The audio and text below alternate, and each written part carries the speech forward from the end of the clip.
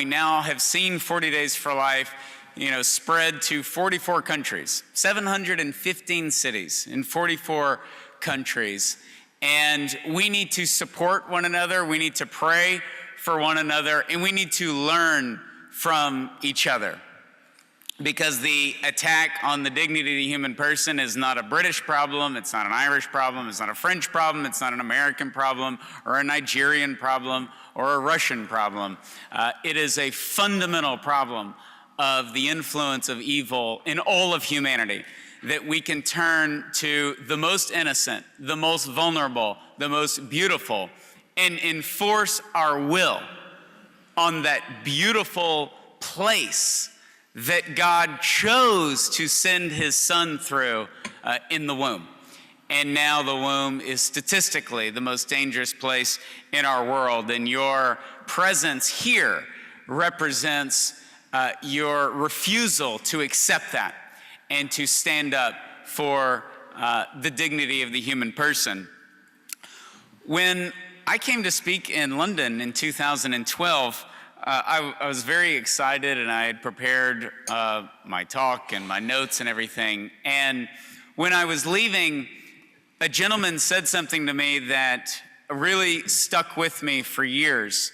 He was an elderly gentleman, and he came up and he said, "I am very glad that as a young American, you addressed the war and what our country, of course the United States as well, but in a unique way, in a direct way, what England went through during the Second World War, where the West had to unite to defeat the Nazis, and where the fighting in Northern Ireland ceased, and where the United States and France and England joined together to defeat Nazi Germany." And he said, "It is important that we remember that, because now the fighting and the threat is from within. It's from within England. It's from within the United States. We are at war with ourselves because we are destroying our future via abortion."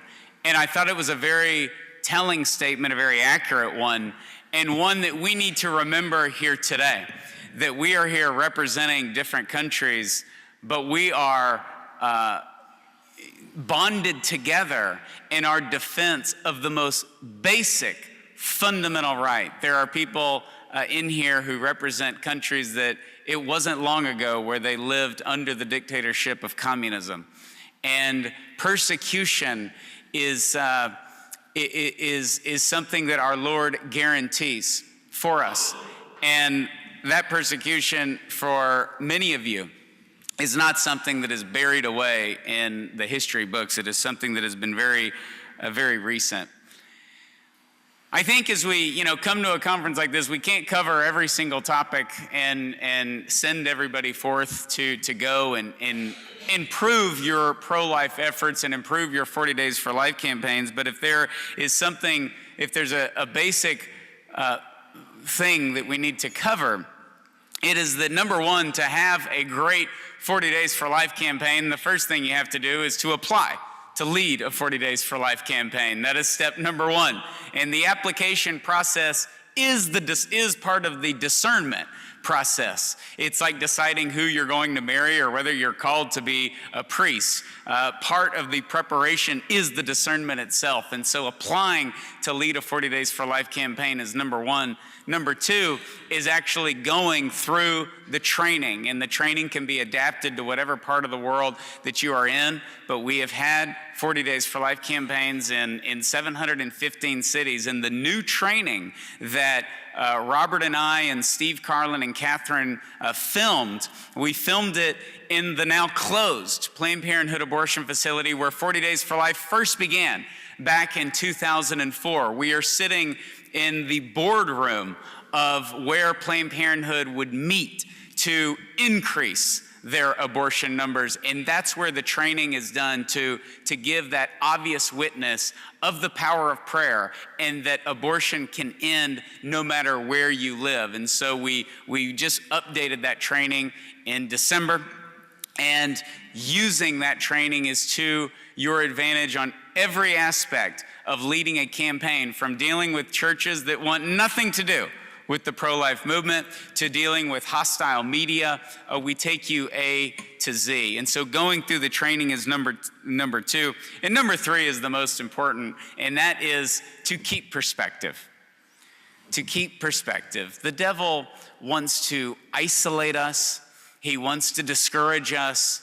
He wants us to believe that this is the way things are, that your prayers have no impact, your voice has no impact, and your suffering and your sacrifices have no impact. And that is a lie of the devil, and it's a lie that is overcome by prayer and fasting, which is the foundation of 40 Days for Life, and the reason 40 Days for Life has spread around the world. And we Americans don't really like to fast because we like food, and we like a lot of food, and we like good food, and we like bad food. And so it's very important for us particularly to be fasting, but it's extremely important, particularly for those of us in the West, to know on the smallest level what it's like to go without, because we live in a culture of abundance in the West, and a culture that has everything at our fingertips, and we only demand more as we get more, and we see that in our spoiled culture. And so fasting is very powerful, I think, at this point in history, because we have an abundance of so much food. And we have, during seasons when we're not fasting, brought Robert to some of the great restaurants in Texas where he's had barbecue, and he wears his cowboy hat and he starts saying y'all, and he spits tobacco. I made that up. I'm just waking you up. In so many ways, it is strange that all of you are here. And it's strange that I'm here. Abortion in the United Kingdom has been legal since the Abortion Act of 1967. In the United States, it's been legal since 1973, and it was supposed to be an issue that went away. Supposed to be an issue that nested in our neighborhoods and our hospitals, around the corner from where people work, around the corner from where kids go to school. It was supposed to be a necessary evil that everybody was just supposed to turn the other way. And yet, because of what abortion is, and because of what it does, it is impossible for it to nest. Because every single abortion is the greatest injustice that we have as a culture, where we attack the most beautiful and the most innocent, and abortion is only successful if it takes the life of an innocent human baby. You are not supposed to survive an abortion. Some of you may have heard the story of Gianna Jessen. She did survive an abortion. I know she's spoken in the United Kingdom a few times and in Ireland. And you're not supposed to survive an abortion. And so this was supposed to be something that nested in our communities, that was accepted by everybody, and that has been quite the opposite. Every single country represented in this room has to deal with apathy. And I think we have to guard our hearts against complaining about the apathy in our own country, or our own neighborhood, or our own region, because there is apathy everywhere. That should be assumed for everybody. There are different obstacles to being pro-life, and certainly doing pro-life activism in different countries. But everybody is dealing with apathy. Everybody has pastors and bishops who can't wait for you to sprint out of their office so that they don't have to deal with this issue anymore. Everybody has to deal with that. That's why we have to get together, to pray together and to keep our sanity. But everybody has to deal with that, and so that needs to be assumed.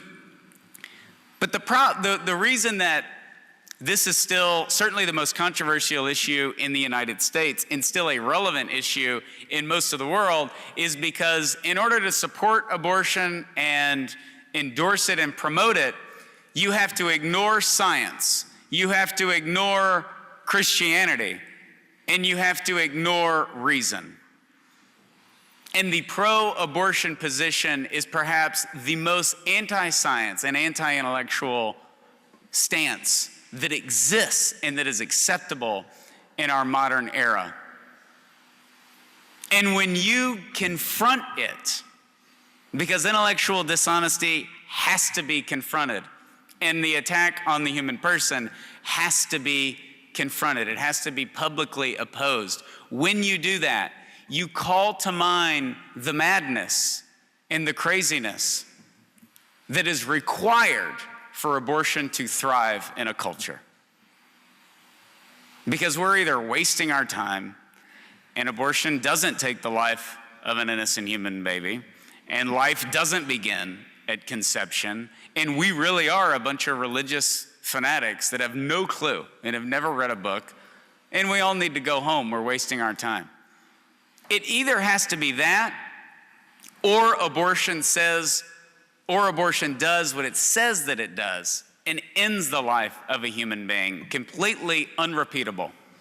Has everything at conception that they need to become a toddler or a high school student or a grumpy man yelling at his children.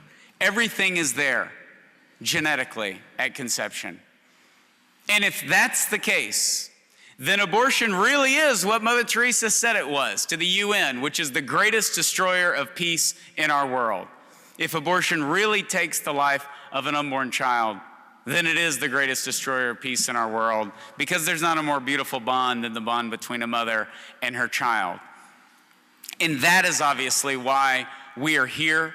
That is why we sacrifice to lead 40 Days for Life campaigns, to find alternatives for women, and to reach those who are seeking abortion. One of my favorite writers, who happens to be from this country, one of the greatest Brits ever to live, G.K. Chesterton, and I feel ashamed that I did not quote him last night, and Stuart gave me a well-deserved lecture in the hallway for not quoting Chesterton last night.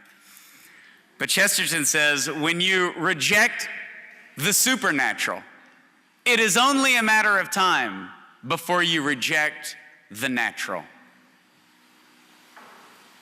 We cannot live without God or claim to live without God and expect our lives to run in the natural order. And so we will turn. We will turn on the unborn. We will turn on gender. We will turn on marriage. We will turn on basic natural institutions and identities and say that is unnatural. Once we abandon the supernatural, we will abandon the natural.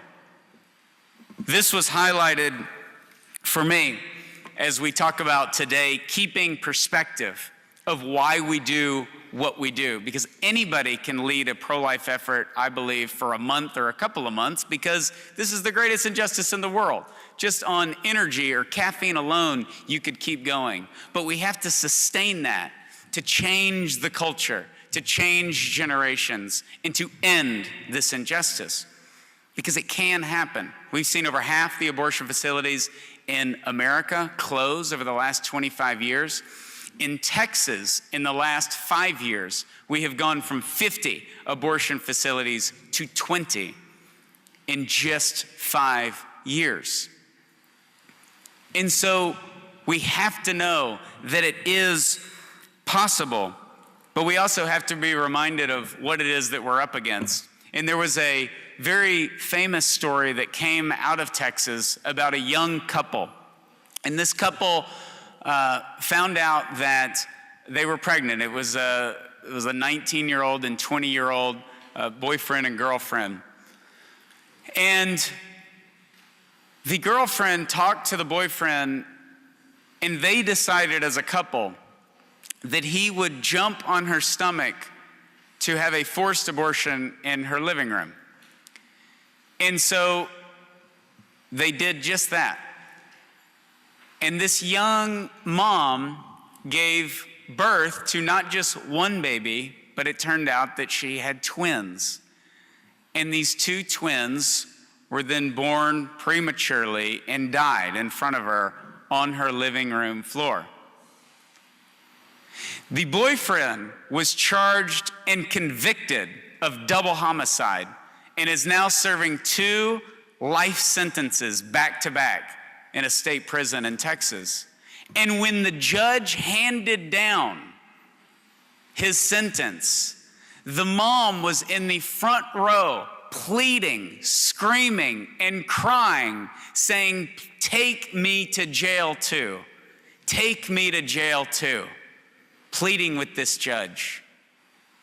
Of course, in the United States, as in most countries, a woman cannot be prosecuted for the death of her fetus.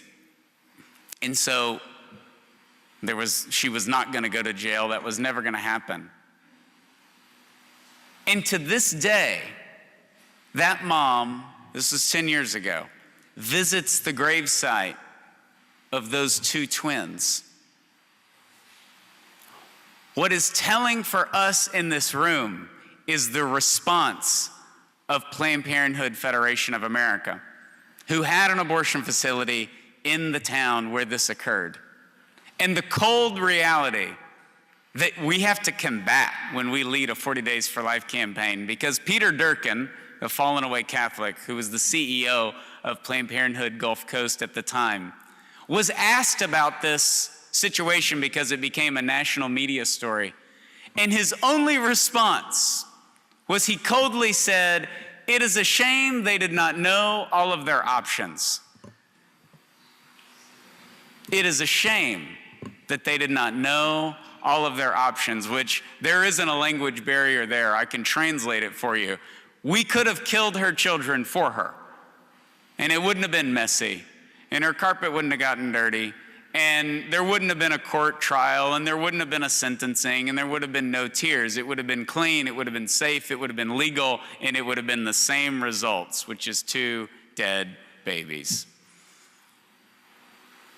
The tragedy for them, and we see the similarities in the cold response, although it looks like there's being progress made on little Charlie's life, but that cold, sterile response that is required in order to support abortion. Because the shame was not that this young man is going to jail, going to prison for the rest of his life. The shame was not that this mom witnessed this at her own will, but witnessed this on her living room floor. And it certainly was not a shame that these 2 twins lost their life. These 2 babies will never have a chance for a trial. They'll never have a chance at life. That was not the shame for the abortion industry. The shame was that they did not have an abortion. And that, I think, is a great correlation of what many of you deal with in your countries, and that is the marriage, the very dangerous marriage of abortion and healthcare. That it is presented as a good and part of a health system that thrives and that offers alternatives and that serves the entire person by offering abortion. Because that cold mentality has infiltrated all health systems around the world, but certainly abortion highlights the mentality that we have to have in order to justify what can never be justified, and that is the taking of an innocent human life. Cecile Richards, who is the CEO of Planned Parenthood, you've probably seen her on the news. She's often coming over to London to speak. She gave an interview and talked about her own abortion. And she said something that they really need to be true, but it's just not true. She said, "Look, we had children, and I found out I was pregnant, and we didn't want to have another baby, and so I had an abortion. It really wasn't a big deal." And she says it just like that. It really wasn't a big deal. And it really has to be that way for them. It can't be a big deal. It can't be anything. It has to be something that it's not. Because what it is the most graphic, barbaric, brutal surgery that Earth has ever seen. And you call attention to that when you go out there to pray, when you offer alternatives to a mom going in for an abortion. Nobody questions why you're there. They know why you're there.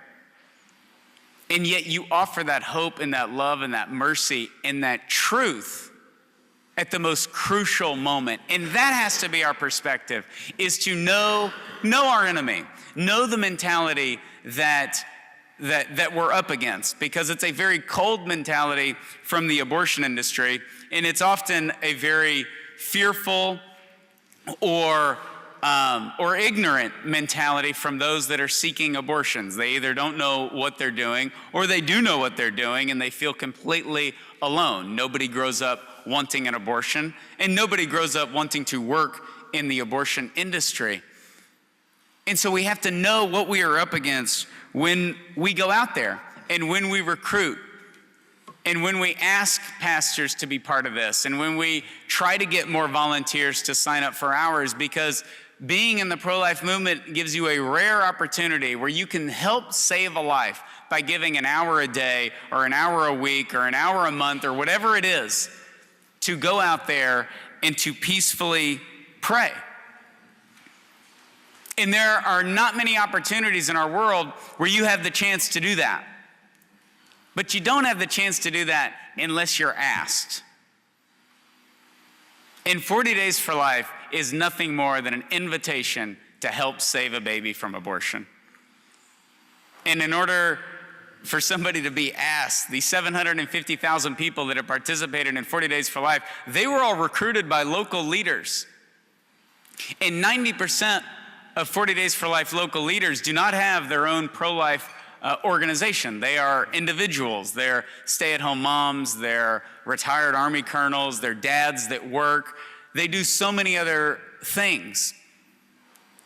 And that's the way our training is designed, is to take somebody from A to Z, to get them up and running and leading a thriving 40 Days for Life campaign, which is not rocket science. 90% of it is keeping perspective and showing up.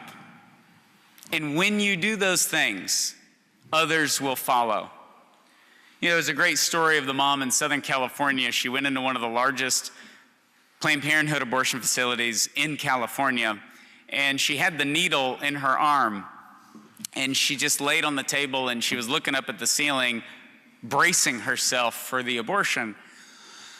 And she remembered the 2 or 3 people that were out praying at the 40 Days for Life campaign, and she just sat up and realized, I can't do this, and she ripped the IV out of her arm. She sprinted out of the surgical room, left her shoes in the surgical room, sprinted down the hallway, went through the lobby, past her boyfriend who was just sitting in the lobby reading a magazine, and she sprinted out of the lobby, ran through the parking lot, and spoke to the volunteers that were there, and they put her in contact with the pregnancy center, and 6 months later, she gave birth to a beautiful baby boy. That mom literally sprinted her baby to life. And, you know, I've shared that story a couple of times, and people say that just shows that even at the very last moment, a mom can choose life. You know, you're out there and you think that it doesn't do any good and that your presence doesn't do any good, but she went in, she checked in, she sat in the lobby. Her boyfriend started reading a magazine. She, was there waiting. Her name got called. She walked down the hallway. She entered the room. She looked around. She sat on the table. There were so many small things that led to the moment where the abortion was actually about to happen. That baby boy would have never been alive today. And yet she still changed her mind, and it shows that it's never too late to pray.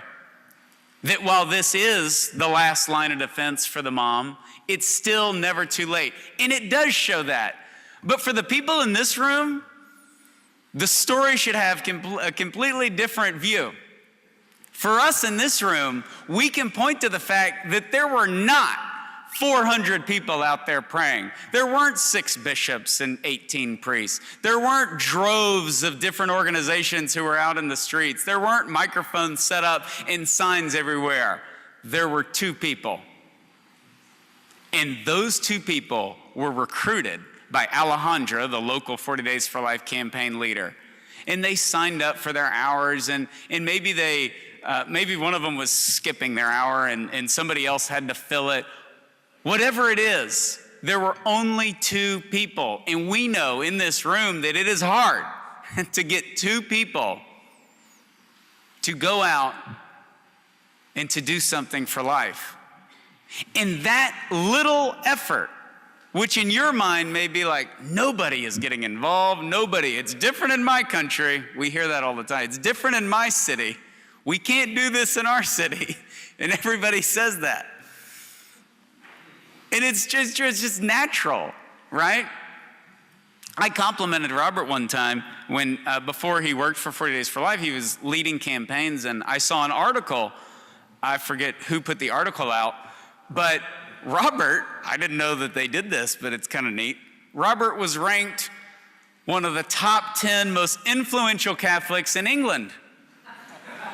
And I thought, in the United States, we don't have anything that deep. We rank our college football teams. And here they rank Catholics. And I emailed we were talking on the phone, and I said, that was a great article. They talked about 40 Days for Life and you personally, and it was such a powerful testament to your faith that you were one of the top 10 Catholics in England. And he said, well, you should know there's only 11 Catholics in the whole country. So, the English have that gift of looking at something that's good and still making it a negative. And yet, we've all felt that. And yet, those two people that were out in the hot California sun, they were that sign to that mom where she could sprint that baby to life. And it's easy for us as leaders. We want the numbers. We want more people. We want more pastors. We want less apathy. We want less opposition. And we will get it a little bit in God's timing. But if we had all those things, if your phone was ringing off the hook because every bishop and every priest was calling you, and every leader of every organization and every politician was meeting with you day in and day out, telling you, we are going to end abortion. And you did it. In a year, it would be clear that it was man that ended abortion.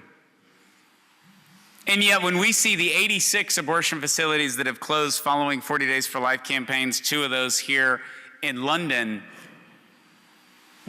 we all know that it is inevitable that people point to God and the work of the Holy Spirit because we do not have the numbers. We don't have the influence. We don't have the media. We don't have any of those things, quote, on our side. But we do have that basic, beautiful, eternal law that life is from God and should be protected. And no matter how lost a culture is, no matter how lost a country seems, every human heart has that written on it. That life is good, that life should be protected, and that when you witness to that reality, it strikes everyone. It's not going to make everybody happy. It's not going to win everybody to our side, but it is going to speak to them. And that is where we put our faith. Is that beautiful reality that life is from God, and when we witness to that, it strikes the human heart like nothing else. And that's why the opposite is true from what the media says. The media says, you're just a bunch of self-righteous Christians out there trying to feel good about yourselves and trying to force your morality on everybody else and force your religion on everybody else, and you just think that you're a do-gooder. You think you're better than everybody else. And that is the complete opposite of the pro-life movement. The pro-life movement doesn't have a distant ivory tower relationship with abortion. Quite the opposite. This is very personal for us. Our leaders are not those who got a degree somewhere and come out and speak on platforms about how abortion is so evil. Our true leaders of the pro-life movement are those women who have laid on that table and they didn't sprint out. They had an abortion. The post-abortive women who have had an abortion, the men who have counseled for and driven their girlfriends and paid for their wives to have abortion.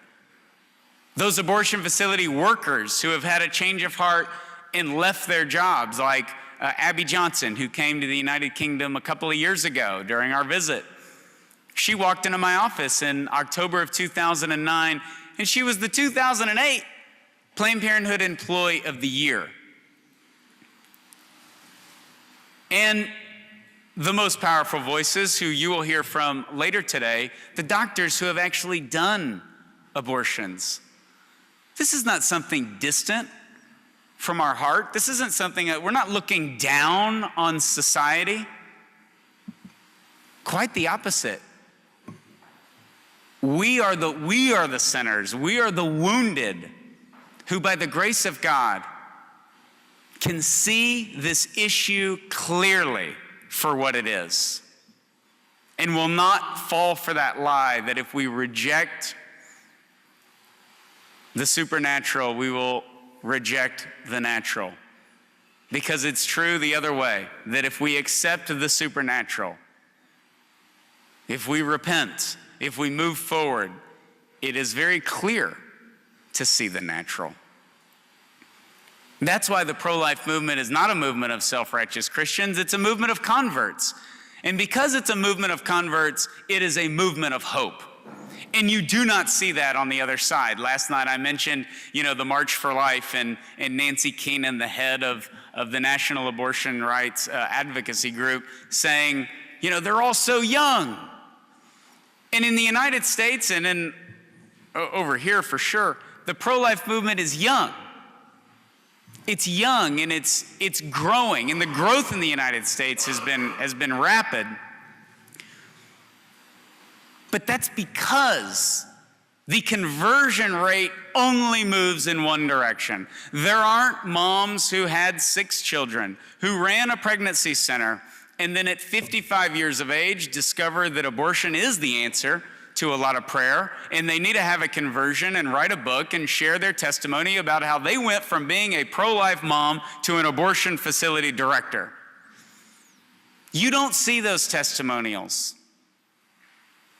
You don't see doctors who did knee surgeries or heart surgeries or worked on curing cancer their entire careers, only to turn 60 and discover they should have been serving humanity. They should have been doing abortions their entire career. Even the abortion doctor that Dr. Robinson debated so effectively yesterday on the radio, even she did 10,000 abortions over her entire career, and she stopped. She didn't have a conversion, but she doesn't do abortions anymore. The conversion only moves in one direction, and that is something that should give us great hope, that we are indeed a movement of converts. This is not a shrinking movement. It is a growing one. And in the United States, I don't know about here, but in the United States, that is a very inspiring example to other cultural battles where it just seems like we're at the beginning and that we've lost. The main one being the fight for marriage and protecting marriage. The pro-life movement is the example of, hey, this has been around 44 years, and yet the pro-life movement in the United States has more momentum than it's ever had. And that should give encouragement for those other battles as new generations come along. Because in the United States, the pro-life movement is made up of mainly 2 groups of people, and that are the converts and the reverts. The people who, as kids, were probably pro-life or Christian or Catholic, and they grow up and they lost their faith in college and they supported abortion, and then they came back. And they're older now and they are against abortion. And then there are those, as I mentioned, that have supported abortion, participated in abortion, had an abortion, and are now pro-life. It only swings in one direction. And we have science on our side, we have reason on our side, we have faith on our side, we have so many things on our side. But none of that matters unless we see abortion for what it is. And that is the great evil of one group of people or one person forcing their will on another. I was in a debate with a pro-abortion professor, and he was a scientist, and he had helped clone vegetables, and he was very much into cloning things, and he was a geneticist. And I said, your career shows, your research and some of the papers you have written, you have stated, you haven't even argued, you've just stated life begins at conception. There's the human person is everything at that moment. It is the greatest miracle that can ever happen in nature. Everything is there in the tiniest form. Complete, unique, new human being. I said, your research says that, and yet you support abortion. And he said, well, of course we know that it's a baby, but we also know that we can kill it. And that is the great honesty that you'll never get from the abortion industry. Maybe occasionally, rarely, you'll get it from an academic. But that's it. We know that it's a baby. And of course, we as leaders all have to be equipped to go through the many avenues to influence people and persuade them that abortion is wrong and abortion legally, philosophically, religiously, scientifically. We need to know all of those arguments. But really, we could skip all of that and go to the heart of the matter if they would just admit, yes, it's a baby. Yes, it's graphic. Yes, it's ugly. But we have the right to kill it. And that's what we're confronting ultimately when we go out and we pray at an abortion facility, is that one group of people thinks that the human person has dignity and is a gift, and the other group thinks that it is something to be controlled. You don't accept that control when you go out there to pray at a 40 Days for Life campaign. You represent freedom, true freedom. And that's why we've seen 13,305 moms choose their life at the very last moment. That's why we've seen the abortion facility workers, 154 of them, have a change of heart and leave their job. Because that is no way to live. That is unnatural to say that, yes, we know it's a human and yes, we have a right to kill it. We have fought wars against that mentality. We've overcome great injustices. Our country dehumanized an entire segment of our population to justify slavery. We have done this before and overcome it. And it's small steps to point out the grave injustice of abortion, but to do something about it. And your job, our role, no matter how small or large, no matter if you've led one campaign or led 10 campaigns, or if you're just thinking about leading a campaign, your role is to encourage others and invite others to do it. And what I want to stress to you today is that it is guaranteed that you will get rejected for that you will be persecuted, that you will encounter apathy, that some bishops will care and others won't, some priests will care and others won't, some people will criticize you, and that is just part of it. That is just part of it. That's why I stressed that story. It was a blessing that the mom chose life, but the reality is that there were not hundreds of people out there praying when she did it. There were 2. And those 2 people were recruited. And if you take your 40 Days for Life campaign and you shrink it down, because there is a lot to do, and Robert and I filmed in that office for 9 hours, and there's a lot of content there, and everything he says is absolutely brilliant. Everything boils down to recruiting 2 people. If you shrink it down to that, you're recruiting 2 people per hour. And not all days at the same time, one day at a time. That's the perspective that we need, because as I mentioned, The devil wants to isolate us. He wants to discourage us, and we have to keep perspective that what I do today, the phone call, the email, the meeting, the whatever it is, the coffee, the tea, that could help save the life of a baby. And as St. Therese says, it is in those little things in which salvation works. It is the work of God. It is the small things. It's not big, grand things. It's the small, little way. And that's how God is saving these babies. And Matt Britton, the chairman of our board, made a great point last night about, we get to do this.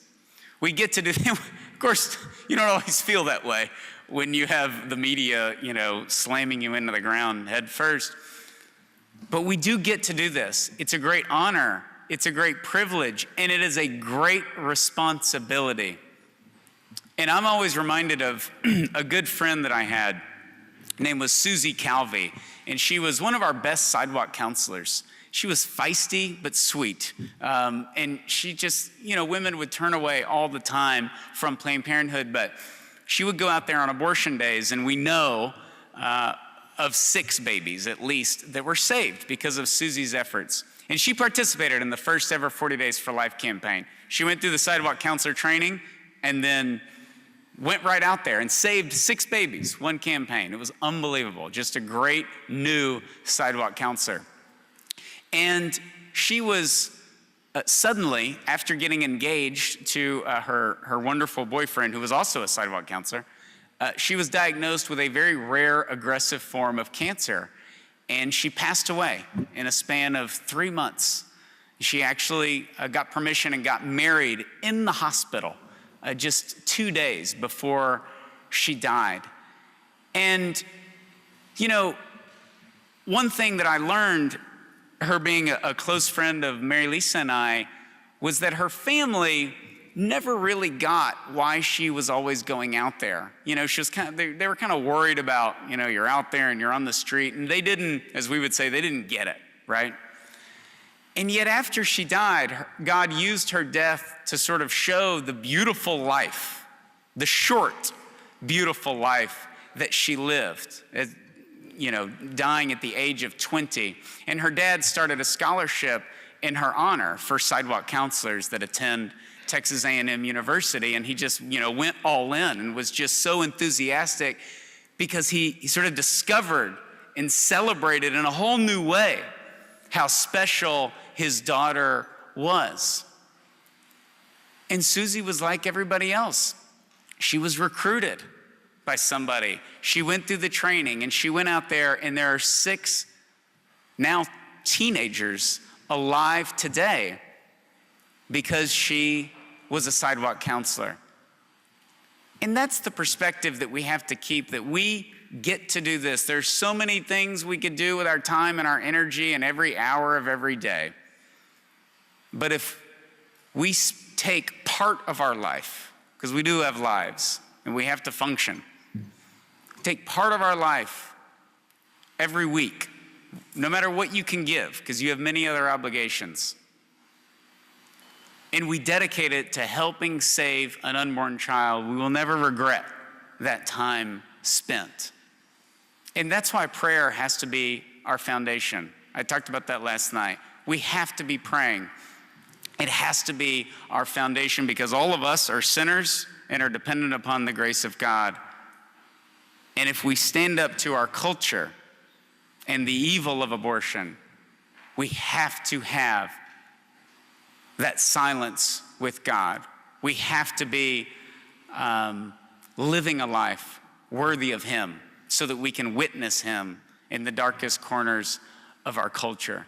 And so I encourage you to continue to recruit, continue to build your campaign. Know that there's going to be persecution. Know that there is apathy everywhere, but know that everything that you do should be done with joy. St. Thomas Aquinas says that the chief fruit of charity is joy. The chief fruit of charity is joy, and there is no joy at an abortion facility unless you are there bringing it and offering the hope and the love that is required to overcome this great evil.